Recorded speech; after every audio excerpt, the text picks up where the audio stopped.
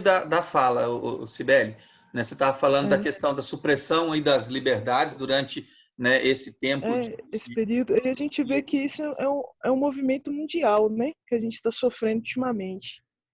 Então, assim também eu vejo em comparação aquele povo ali, né, de Israel, que eles tinham muito das liberdades deles restritas, né? Eles eram dominados, né? E a sua opressão era muito grande, então eles não podiam fazer qualquer coisa, né?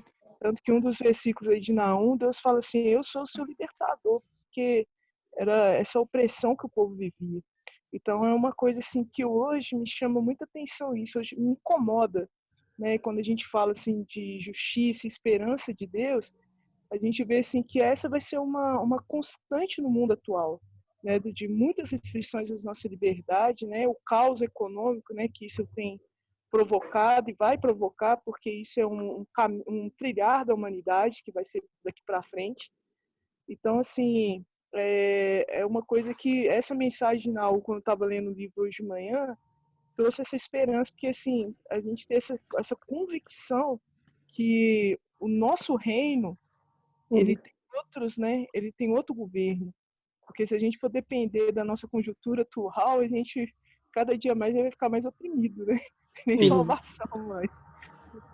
Eu acho que né, isso que essa observação que você fez é muito pertinente, porque nesse momento eu acho que a gente ainda, né, vamos dizer assim, não é muita gente que ainda lembra, né, do período do regime militar aqui no Brasil, né, que é a nossa experiência mais próxima, em que as liberdades elas eram, né, restritas, como a gente está vendo serem restringidas hoje por um outro motivo, mas é importante, acho que a sua observação, para a gente lembrar, né, que como ao longo de muitos anos a gente viveu num ambiente com uma razoável liberdade aqui no Brasil, a gente não enxergou, vamos dizer assim, o Estado no seu papel de opressor, né, nesse sentido das liberdades individuais, né? Então, pode chegar em algum momento, né, da nossa história, e eu creio que ele vai chegar à medida que a gente caminha para a consumação, né, dos tempos, vai chegar um tempo em que a igreja não vai ter a liberdade que tem, né? Não Uhum. só os cidadãos não a terão, mas em especial aqueles que professam fé, né, em Jesus. Isso vai acontecer. Isso já acontece em muitos países onde há perseguição, né, do Estado, aqueles que são cristãos, mas eu creio que à medida que, então, eu acho que agora nós estamos tendo, vamos dizer assim, Deus está mostrando para nós, né, igreja, né, que a opressão, né, dos estados aí, dos estados humanos, né, ela é real, né, ela pode Ainda vir. está vindo. Eu acho que serve para nós como igreja, né, que está num país livre, enxergarmos o quanto, como que é a vida da igreja perseguida, né? Nós estamos há semanas nessa situação Sim. e isso já nos incomoda, né? Tem irmãos nossos que nascem, vivem e morrem nessa situação, né? Sem poder se reunir, sem poder expressar sua fé da forma como gostaria, né? E eu acho que isso tudo são situações, a gente em geral vê muito, né, a opressão mais caricata, mas essa observação que você fez, né, juntando com aquilo que a Márcia falou também, né, a questão da opressão do Estado, né, sobre nós, especialmente sobre nós que estamos sob uma lei maior, que é a lei de Deus, né? Ela é de fato, ela é clara e efetiva, né? Então, todas essas coisas a gente realmente tem que ter em mente aí. Nesse caso, aí, Judá se parece muito conosco nesse momento, né? Em que essa restrição de liberdades ela é mais aguda, ela é mais clara, a gente, né, sente literalmente na pele, né? Não é algo que a gente esteja comentando, né? Nós estamos vivendo nesse momento, né? Existe um contexto sanitário que traz um contexto de restrição de liberdade, uma ação direta das nossas autoridades, né, na restrição das liberdades, das pessoas. Isso pode ser, né, vamos pôr assim, entre aspas, por uma boa razão nesse momento, mas já foi em outros momentos por interesse do Estado, né, em momentos em que qualquer tipo de manifestação ela era reprimida, né, independente da sua origem, né? Então, realmente a gente precisa. Foi bom você ter trazido, né, a nossa lembrança isso aí, né? E uma coisa que eu acho interessante aí, né, a gente enxerga os 3 capítulos de Naum são boas divisões que a gente pode fazer para o livro, né? E o capítulo 1, ele começa, né, Deus dizendo o seguinte: Naum está expressando quem é esse Deus que vai julgar Nínive. E a gente lembra, essa palavra é dirigida ao povo de Deus oprimido, né? Então, Deus está dizendo para ele o seguinte: olha, quem sou eu que vou julgar o seu opressor? Eu sou, e aí Deus vai se revelando, né, dentro do texto, Deus vai se revelando e vai revelando as suas características. Deixa eu só compartilhar com vocês aqui.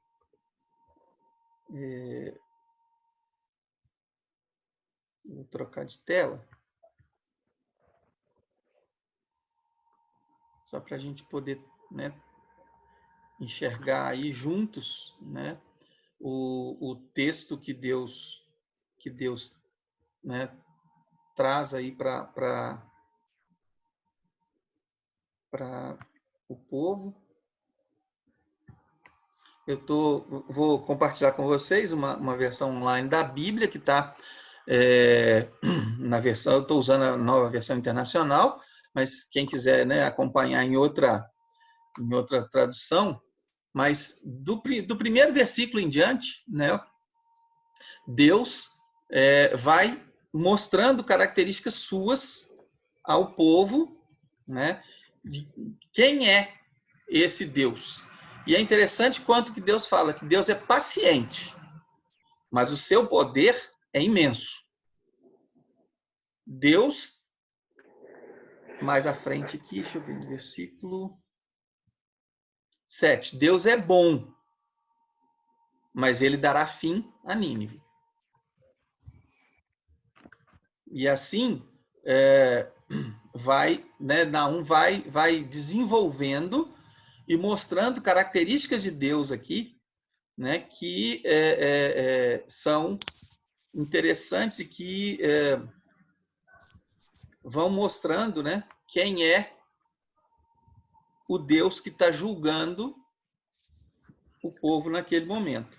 Então, eu acho que é bem legal a gente perceber exatamente esse andamento, né, do livro de Naum.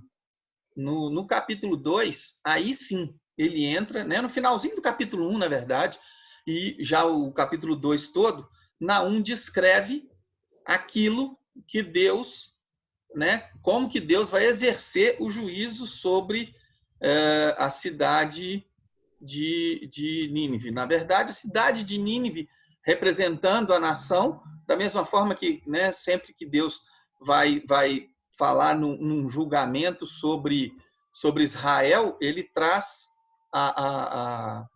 né, ele faz a analogia em relação a Jerusalém. Então, vamos pular aqui para o próximo capítulo aqui, ó. E aí sim, Deus vai descrevendo, né, como que seria a destruição de Nínive. E aí, caindo Nínive, né, o império como um todo desce. E aí Deus fala literalmente. E é interessante que Deus descreve algumas coisas aqui, especialmente a questão de uma enchente.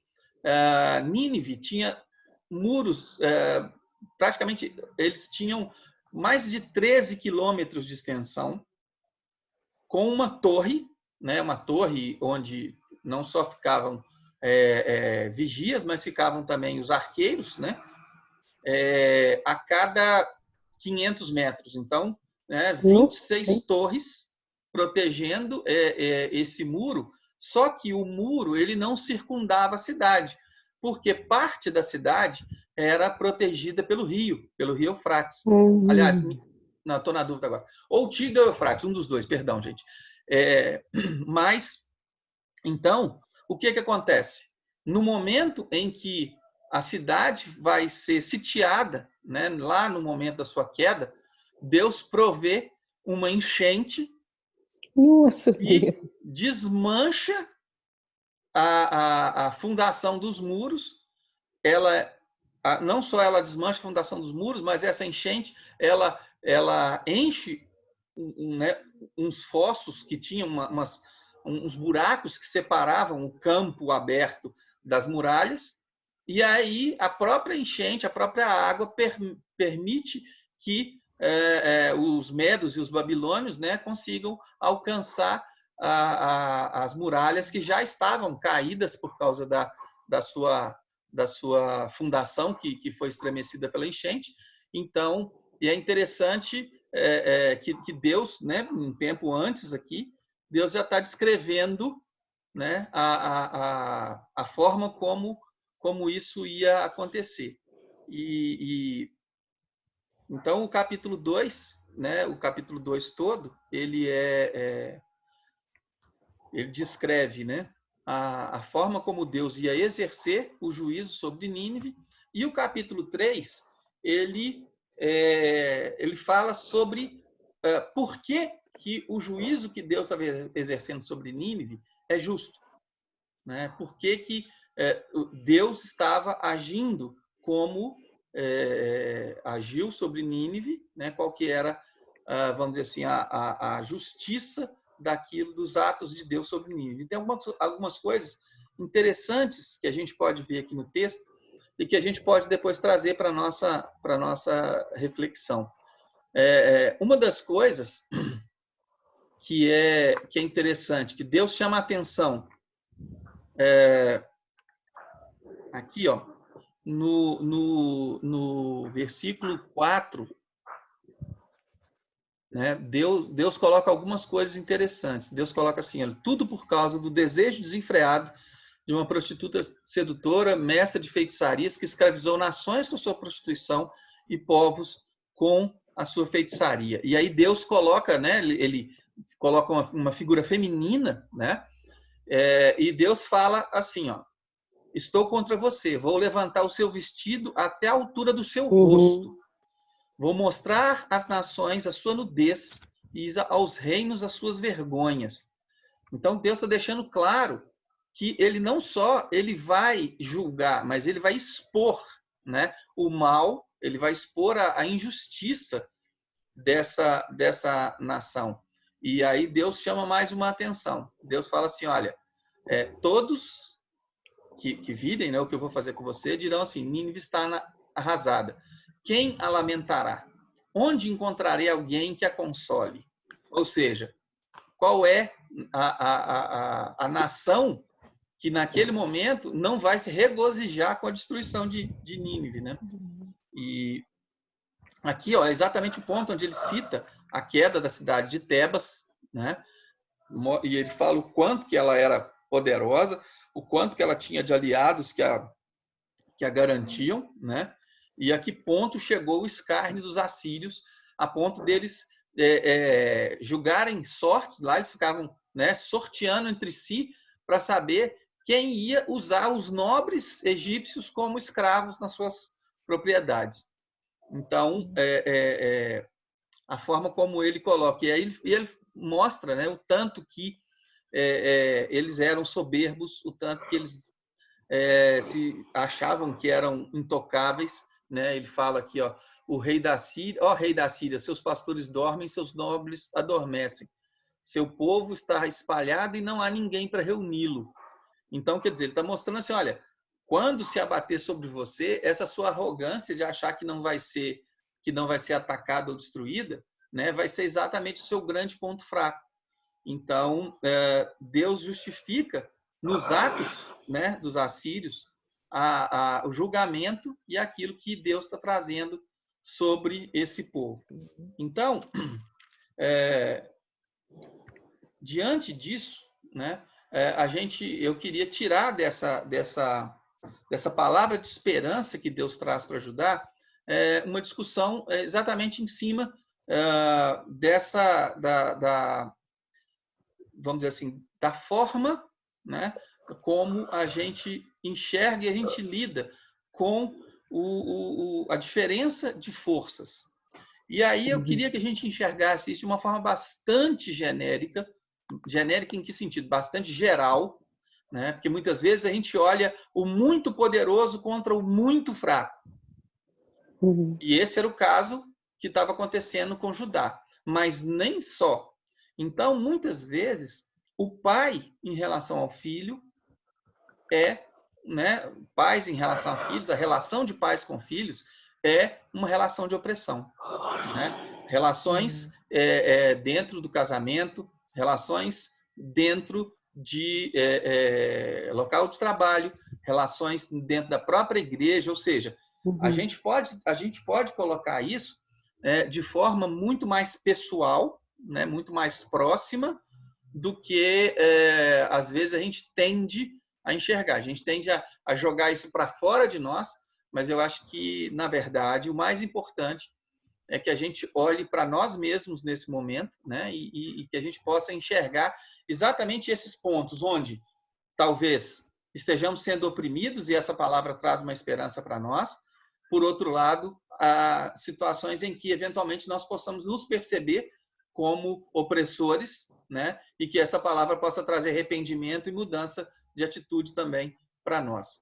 Né? Então, a gente tem algumas situações, né, que eu queria analisar, porque quando a gente fala da opressão do forte sobre o fraco, a gente está falando sobre um desbalanço, né? A gente está falando sobre um desequilíbrio. E a palavra de Deus, para nós, especialmente para a relação entre nós, servos dele, e de nós, servos dele, para com outras pessoas, Deus fala algumas coisas que podem nos orientar. Um dos princípios, esse comentário que eu vou fazer daqui para frente, é baseado vamos dizer assim, num entendimento, né, num tratamento dessa questão dado pelo John Stott. John Stott tem um livro muito interessante que eu acho que vale a pena procurar. Eu não sei se ele ainda está em catálogo, mas o título do livro é Sendo um Cristão Responsável num Mundo Não Cristão. E é um livro muito interessante, aliás, numa sociedade não cristã, perdão. Esse livro fala sobre envolvimento, sobre engajamento do cristão em questões, vamos chamar assim, deste mundo, né? E é muito interessante algumas visões, né? John Stott é um homem, ele é inglês, né? Então ele é um inglês de postura conservadora, e é interessante que ele trata de muitos assuntos que, né, conforme o Flávio falou, que talvez fossem enxergados hoje como coisa de esquerda, de comunista, sei lá de que mais, né, nesse exacerbamento que a gente vive nas redes sociais aí. Então, eu sempre gostei muito né, dos escritos de John Stott, acho uma pessoa extremamente ponderada nas coisas do Evangelho, então eu queria trazer essa reflexão dele. Então, ele fala algumas coisas sobre princípios de igualdade que Deus coloca. O primeiro deles é o princípio da unidade. O que é o princípio da unidade? Vamos ler Salmo 24, versículo 1. Quem puder localizar aí e ler, por favor, é um versículo só.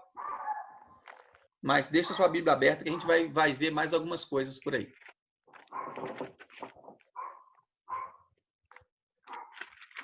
Quem achar pode ler, por favor. Ao Senhor Deus pertence o mundo e tudo o que nele existe. A terra e todos os seres vivos que nela vivem são dele. Então, olha que interessante. Deus criou um povo único que é a raça humana, para habitar um único lugar, que é o nosso planeta. Então, essa unidade foi Deus que estabeleceu, né? A raça humana, ela foi criada uma só, né? E nós só temos esse planeta, nós não temos mais nenhum outro lugar, né? Por mais que se queira e que se pesquise e que se diga, em todo o universo, né, nós sabemos que no universo completo, mas usando, né, a terminologia hoje da ciência, em todo o universo conhecido, não existe outro planeta habitado. Não existe um outro lugar que Deus tenha criado, né, para a raça humana que ele criou a sua imagem e semelhança. Então, essa unidade, ela traz para nós algumas visões de responsabilidade. Então, povo e planeta, eles, por causa da criação, né, por causa da forma como Deus criou cada um, nós estamos muito próximos, ou seja, o lugar onde nós vivemos e quem nós somos são duas coisas muito próximas. Por quê? Porque somos criação de Deus, né? Deus chama o homem de, vamos dizer assim, a beleza da sua criação, mas nós também somos criação, tanto quanto, né, o restante. E somos criações exclusivas de Deus e somos dele, pertencemos exclusivamente a ele. Então, isso tudo nos une, isso tudo nos torna, né, únicos. Então, vamos ler lá em Gênesis 1, versículo 28, por favor. É um versículo bastante conhecido.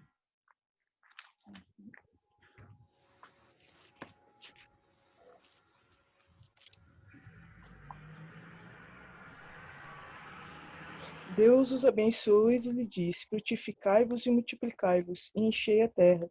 Sujeitai-a e dominai sobre os peixes do mar, sobre as aves dos céus e sobre todos os animais que se movem sobre a terra. Então, mais uma vez, olhando pelo lado da unidade, Deus criou esse lugar único, que é o nosso planeta, para que nós, como raça humana, né, por mandato dele, dominássemos, populássemos e usássemos os recursos que Deus colocou para um bem comum. Deus, quando Deus dá esse mandato, Deus está dizendo para o homem: cuide da minha criação, daquilo que eu criei, né, e daquilo que fala da minha glória. Portanto, é interessante a gente observar que o pecado quebra essa unidade. O pecado traz desequilíbrio para isso. Mas a forma como Deus criou a relação do homem com o restante da criação lá no Éden, ele mostrava claramente a capacidade do homem de ser, naquele momento, de ser um bom mordomo, um bom zelador, né, um bom administrador de todos aqueles recursos que Deus colocou. E esses recursos não eram recursos para si, mas eram recursos criados por Deus para um bem comum. Então, aí em Gênesis 11, né, a gente já vê lá na frente a história da Torre de Babel, né? O povo já havia crescido, já havia, né, o homem já havia pecado, sido expulso, e aí o povo cresceu administrando todas essas coisas, né, que Deus proveu para eles. Então, eles ainda eram um povo só, portanto, não era muito difícil que, né, houvesse uma visão de bem comum, mas ainda assim, né, eles se tornaram desobedientes e orgulhosos, e aí Deus, então, trouxe, né, múltiplas línguas e trouxe divisão e separação entre as nações, de tal forma que Deus criou, né, uma separação entre todos os povos ali, para que, né, o homem não continuasse naquele intento, né, de se tornar igual a ele. Então, o que acontece? Junto com essa separação veio a hostilidade entre as nações. Junto com a separação, né, se perdeu, na verdade, o entendimento do bem comum.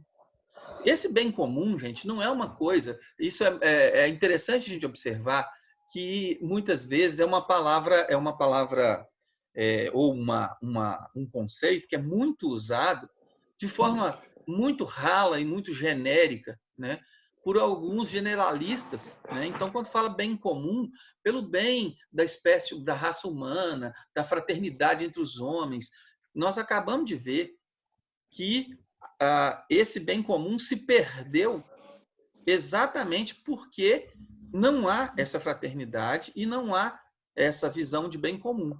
Os homens, né, se tornaram gananciosos, se tornaram desobedientes, orgulhosos, e Deus, então, os separou em nações, e essas nações refletiram as pessoas que as compõem. Elas se tornaram mutuamente hostis entre si. Então, por que a Síria oprimia Judá? Por interesse, por ganância, por desobediência, por orgulho. E, da mesma forma, isso se multiplicou ao longo, né, dos séculos da existência humana, e todas essas coisas ferem completamente esse princípio de unidade para o qual Deus nos criou. Então, essa unidade, ela não é uma unidade, como muitas vezes ela é pregada por aí, como a unidade da raça humana, do bem-estar do homem. Não, é uma unidade daqueles que foram criados por Deus. E aí, mais uma vez, a gente chama a nossa visão ética para um valor imutável, que é o fato de termos sido criados por Deus. Então, não é por nós, mas por causa da nossa criação. Por causa de como fomos criados, é que nós devemos buscar essa unidade, não só entre nós, mas entre nós e aquilo tudo que Deus criou. Tá? Então, essa unidade, ela se reflete na necessidade de redenção. E aí é interessante a gente perceber isso, que quando Deus fala, né, lá em João 3,16, quando fala que Deus amou o mundo, a palavra grega para mundo que está ali é a palavra cosmos. E cosmos significa tudo que Deus criou. Ela é uma palavra de expressão universal. Ela significa tudo que Deus criou. Portanto, a redenção de Jesus, a redenção que Jesus trouxe com o seu sacrifício, em especial para nós, é a nossa salvação, mas ela também vai tirar a criação de Deus vamos dizer assim, debaixo dessa opressão que o nosso pecado trouxe. Né? O nosso pecado trouxe esse desequilíbrio, essa fuga da igualdade com que Deus criou todas essas coisas. Então, à medida que nós, né, nos estabelecemos sob Cristo nós somos um povo só. Então, essa unidade, vamos dizer assim, da humanidade, ela só se dá de verdade sob Jesus. Por quê? Por causa da transformação. Essa unidade, ela não se dá por causa da bondade humana, da fraternidade, do bom convívio entre os povos. Ela se dá por causa da redenção de Cristo sobre nós. E isso é uma coisa que é uma boa notícia, mas é uma responsabilidade também. É importante a gente entender que a redenção sobre nós não é para o nosso sossego e tranquilidade eternas. Mas, bom, gente, lá vamos nós para mais uma queda aí daqui a pouco, tá? Então, a gente faz do mesmo jeito que fizemos antes. Então, vamos dizer assim, essa igualdade ou essa unidade, ela é fruto da nossa criação única por Deus e da nossa redenção única por Jesus. Então, a vinda, né, a nossa vinda para, vamos dizer assim, né, essa posição de unicidade, ela é consequência da ação redentiva de Jesus, que alcança, né, não só a nós, mas alcança tudo aquilo que Deus criou. Então, é uma coisa que é importante a gente enxergar, né? Se vocês observarem isso que nós estamos falando aqui, a gente vai encontrar inúmeros paralelos em discursos, vamos dizer assim, humanistas que existem por aí, né? A própria formação da ONU, a própria visão, né, da organização de países em torno de organismos de interesse comum, isso tudo sempre traz um discurso de unidade, mas essa unidade ela não é né, ela não é possível sem Jesus. Pode falar, Márcia. O Robson, mas assim, essa é a proposta do Evangelho, né? Por isso que Jesus veio. Mas isso não vai ser possível aqui, vai? Nós temos que caminhar em busca disso. É possível, sabe por quê? Porque o reino de Deus, ele está entre nós. É agora, mas ainda não está completo. Mas o reino de Deus, ele já é para agora. E a justiça de Deus faz parte desse reino. Portanto, mas essa inimizade entre todos os povos, enquanto a gente aqui estiver, vai ser possível? Dentro do que a gente estuda? Sim. Ou minimizar essas situações? Essa unidade, ela é possível entre todos aqueles redimidos. E os redimidos, eles têm o compromisso de praticar essa unidade com todos. Sim. Né? Isso não é numa oportunidade de classe, ou seja, isso não é uma coisa que é para os santos, mas é dos santos para com todos. Por causa da nossa redenção, traz sobre nós essa responsabilidade, né, de buscar a igualdade que Deus criou. Porque quando nós somos redimidos por Jesus, nós somos levados de volta ao plano original de Deus. Só que nós ainda não estamos livres do pecado. Nós estamos perdoados, mas nós ainda sofremos a influência do pecado. A nossa santificação é o nosso afastamento cada vez maior da nossa natureza pecaminosa na direção da natureza perfeita de Jesus. E, então, não é utopia. Não é utopia, é ordenança. Né? A ordem de Jesus é que nós fôssemos iguais a ele. Né? A coragem de Paulo de pedir que nós o imitássemos porque ele imitava Jesus, fala muito sobre isso. Né? É nosso objetivo ir atrás dessa unidade. Entendeu? Não, sim. Então, eu não creio que ela vai ser plena, mas ela deve ser buscada. Ela deve ser buscada porque a justiça de Deus é perfeita, né? A justiça de Deus ela é para hoje e ela pode ser aplicada, né? A questão ela não vai ser plena ainda, mas esse dia há de chegar, é a nossa esperança. Eu creio nessa ideia da busca, né? Que a cruz de Cristo é que nos une o povo de Deus, comunidade. Mas eu não creio que ela será possível, né, enquanto Jesus não voltar.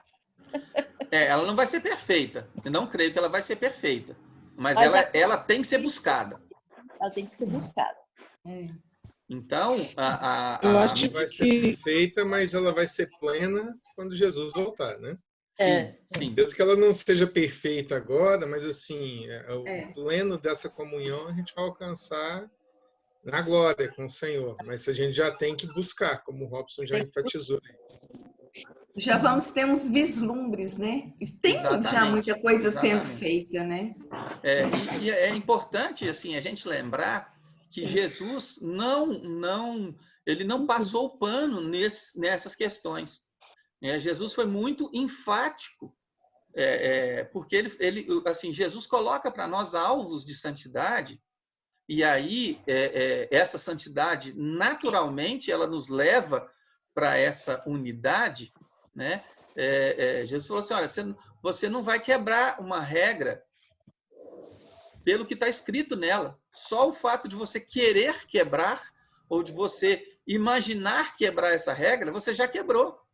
Né? Você peca só de pensar, você não peca só em agir. Né? Jesus expandiu a lei, né, completamente. Então, é uma coisa que a gente precisa ter em mente, né? De fato. Muitas vezes, e aí eu não estou dizendo que é o caso seu, Sônia, nem da Márcia, nem de qualquer um de nós que comentou, né? Mas isso não, o fato de que a plenitude não vai ser agora não nos isenta da busca. Né? E não nos isenta do exercício dessa igualdade. Né? Nós vamos entender que Deus demanda de nós, né, exatamente que a gente pratique e busque essa igualdade. Né? Perdão, essa unidade, desculpe. Então, e essa unidade, ela é Jesus, ela não é a fraternidade humana. Ela não é a bondade dos homens, ela não é, entendeu? A paz mundial. A unidade é a redenção. A unidade é aquilo que Jesus fez por nós. Então, essa é a unidade que a gente tem que praticar e que a gente tem que buscar. E por que eu estou falando isso? Oi? Sim. Deixa eu te fazer uma pergunta, que eu não estou entendendo muito. Essa unidade que você está falando aí, que o cristão deve buscar, é a unidade do cristão com as pessoas ímpias ainda, ou é a unidade entre os irmãos ressuscitados com Cristo? Ela começa, né, vamos dizer assim, não é que ela começa, mas ela sim, entre os irmãos, ela deve ser praticada e ela deve se expandir às outras pessoas, né? Aqueles que não estão dentro da comunidade da fé, digamos assim. Né? Então, essa igualdade é nossa com tudo que Deus criou. Os nossos, né? As outras pessoas que não estão dentro da comunidade da fé e tudo mais que Deus criou. Então, a criação de Deus, que, né, vulgarmente conhecida como a natureza, né, e como os recursos todos que Deus colocou no planeta que Ele criou para nós, isso tudo, né, existe uma unidade nossa com isso tudo, porque foi assim que Deus criou. Essa unidade ela foi desfeita pelo pecado e ela é refeita pela redenção. Então, a redenção, muitas vezes, a gente traz no âmbito exclusivamente espiritual, mas a redenção de Jesus, ela alcança tudo em todos os sentidos. Ela tem essa visão de cosmos, né? Ela redime todo. Né? Não só a nós, mas ela redime tudo. E é nossa função levar essa redenção a tudo e a todos. Oi, Sônia. É interessante observar lá no livro de Atos que a ação do Espírito Santo que quando houve essa ideia de unidade aí. Você está falando aquele versículo que fala assim, da multidão dos que creram, era um o coração e a alma, né? E ninguém se considerava exclusivamente sua nenhuma das coisas que possuía. Tudo, porém, lhes era comum. Até tudo, né? A coisa material. Inclusive o dom, né?